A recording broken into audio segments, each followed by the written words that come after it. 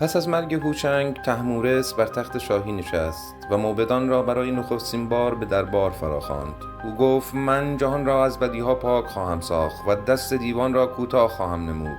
این سخنان اهریمن را به وحشت انداخت، اما او تصمیم گرفت این بار از آشفتگی دیوان و کمک پسر دیو سیاه بهره بگیرد. در این میان موبدی پرهیزکار به نام شیداسپ استاد معنوی طهمورث شد. او خردورزی، دینداری و هنرمندی را به شاه آموخت. تحت هدایت شیداسپ، طهمورث حیوانات وحشی را رام کرد، از پشم آنها لباسهای زیبا ساخت و مردمان را به آیین و هنر آراست. اما نقشه اهریمن آشکار شد. طهمورث پیش از آنکه دیوان یورش برند، لشکر خود را مهیا کرد و ضربه‌ای سهمگین بر آنان وارد آورد. 2/3 دیوان در بند شدند و 1/3 در نبرد نابود گشتند. شکست اهریمن کامل بود. دیوان اسیر به طهمورث گفتند: ما را آزاد کن و در عوض نوشتن و هنر را به تو و مردمانت خواهیم آموخت. طهمورث دیوها را به خدمت گرفت و از دانششان بهره برد.